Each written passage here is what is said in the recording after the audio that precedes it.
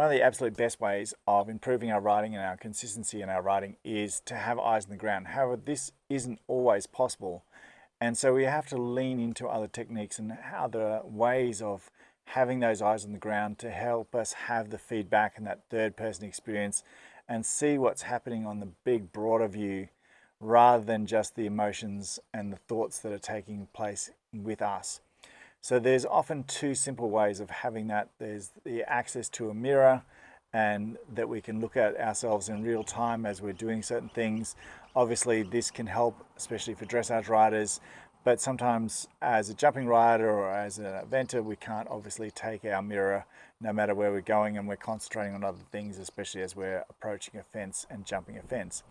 So then the other way is to have a camera, and the modern camera is accessible and very portable and pretty much anyone can operate it, but you still often need someone that can operate the system for you. So if we don't have that, then one of the other things that we can use is a Pivo.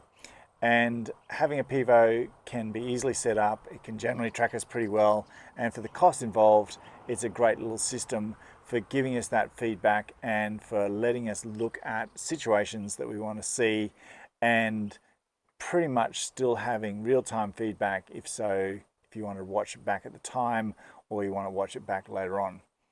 However, with any system like this, whether it's a mirror, whether it's a video filmed by a friend or filmed on Pivo, we have to consider a couple of things, because just because the technology is there, especially with a camera, just because we can look at a mirror, doesn't mean what we're seeing is the real data that's available to us. And what do I mean by that? Well, we always think of our eyes as a computer, as taking in the data that's available to us, and what we're seeing is reality. And yet the context of that reality is that it's our perception of reality.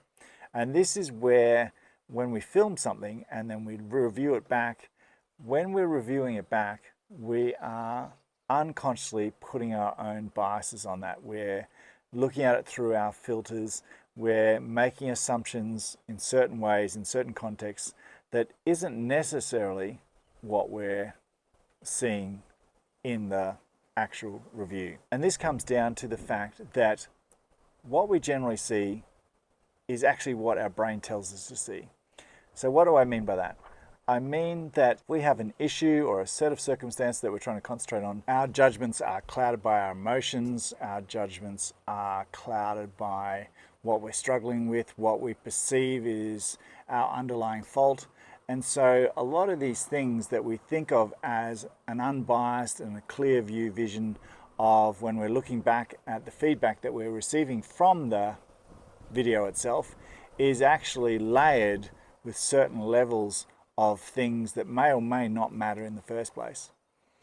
So when we're looking at feedback and when we're looking at videos, it's really important to understand what we're actually looking at, what's the bigger picture, and what was the task involved that I was trying to solve.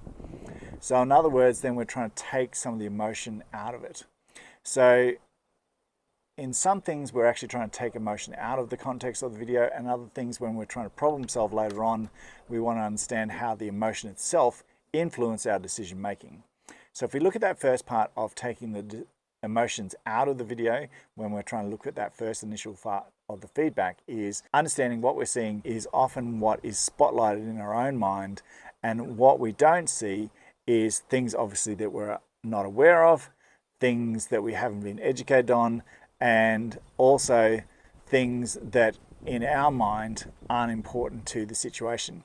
That doesn't make them unimportant, it just makes them unimportant in our mind for when we're looking at the feedback. So that means the whole source of the video isn't actually always accessible to the analysis that we're going to put on. So when we're thinking of it that way, the first thing we've got to look at is, what did I do well? Because often we are normally pushed towards our unconscious bias, which is a negative.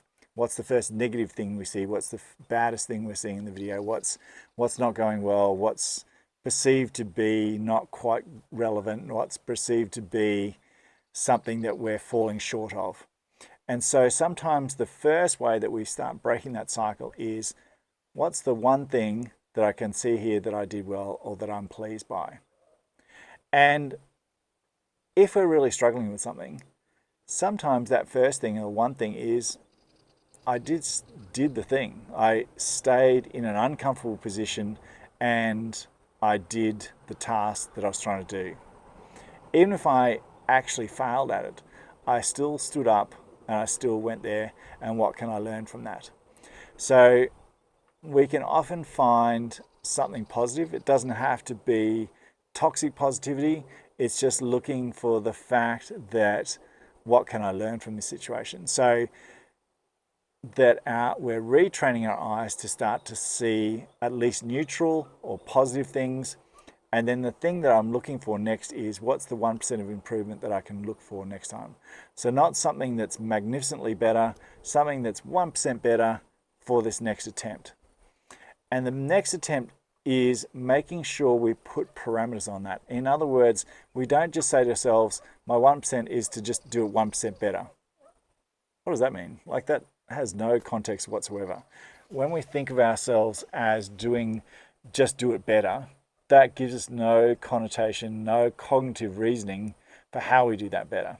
So maybe the 1% better is, I'll make sure I have a still and stable eye for when I come around the corner and I look at the target I want to look at.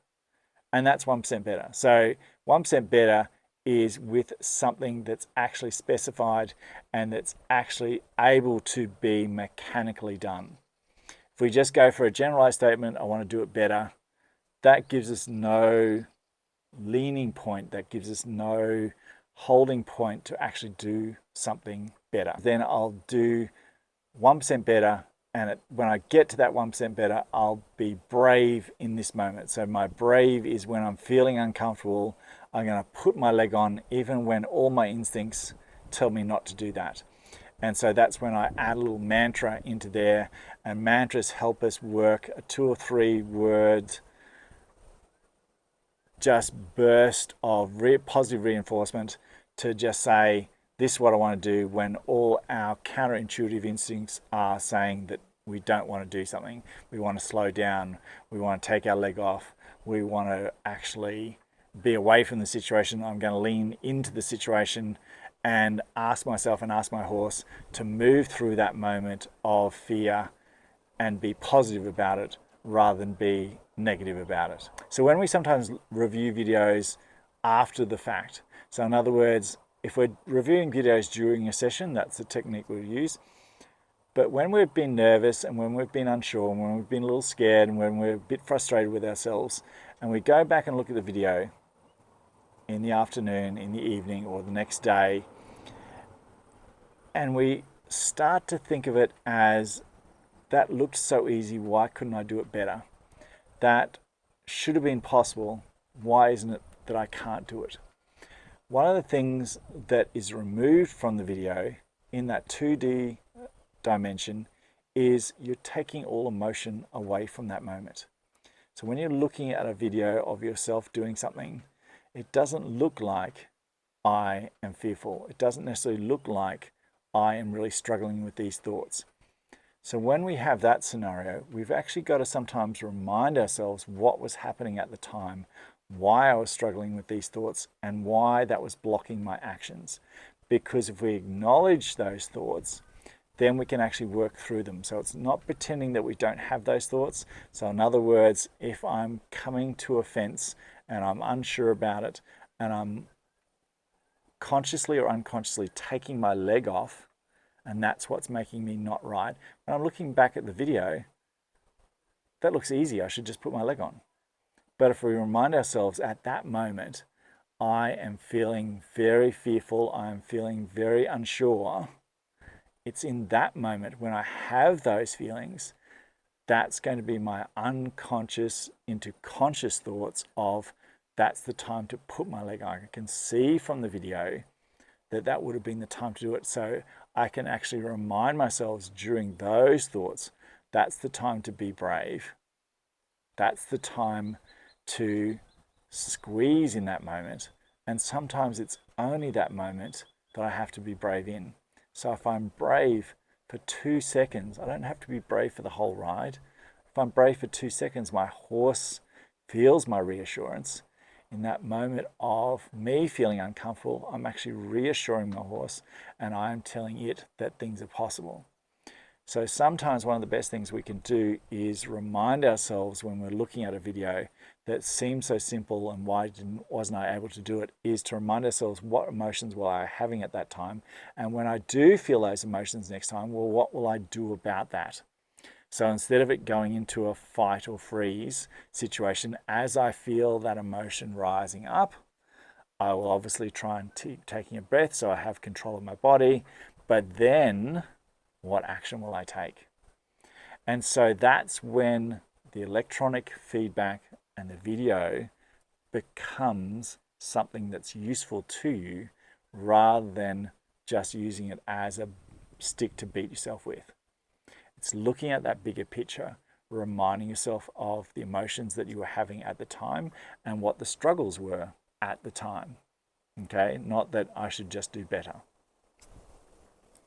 So when we think of all those filters and we think of all those unconscious biases, and we're making sure that we start to think of the positive things I was doing, thinking of the things that I'm going to try and do better, but the things that we're trying to do better in that moment. And what was the mechanics I'm trying to do? And then that feeds into a picture. And that's when videos become really good, because you can look at the bigger picture over a period of time, over a period of writing, that then makes it much more comparable, much more, okay, that was my best in that moment. And reminding ourselves also that it's the best you could do in that moment. So if it's a howling gale, I understand that was a howling gale, and that was the best I could do then. If it's a lovely still day, and then I can ask more of my horse is very attentive and my horse is looking for me to be the leader, then that's the best I can do on that day. So being at our best isn't just the best performance that is measurable. It's being the best that is acceptable to the circumstances. Did I stay engaged? Did my horse think of us still as a partnership? All those little things add up to being a better rider. And then you can build up a catalogue of videos that you can look at your progress over a period of time, not just one day compared to the next day, because that's too short a time. We can make improvement on any single day. But if you're looking at sustainable foundational improvement, then that is a slower, bigger building block. I hope this helps in letting you understand having videos is a really wonderful tool. Having mirrors is a really wonderful tool as a rider, but it's how we assess those tools, how we use those tools that actually make it better in the long run. So let me know how you go in your writing. Let me know if you found that sometimes that your negative assessment of your videos was actually holding you back, or when you start to look in a positive way and the mechanics of what you needed to improve actually let you start to step forward. It's a wonderful tool. It's a great tool. There's so many options, whether you've got someone that can hold a video for you or you use a Pivo system or something like that. They are a fantastic way of improving your riding and looking at things when you can't always have that face-to-face coach-rider situation. I hope this helps. My name is Ben Netfield. I'm a Christian coach. Please like and subscribe. I hope these videos really help you. Remember to be kind, and the most important person to be kind to is yourself. Take care. I'll see you on the next one.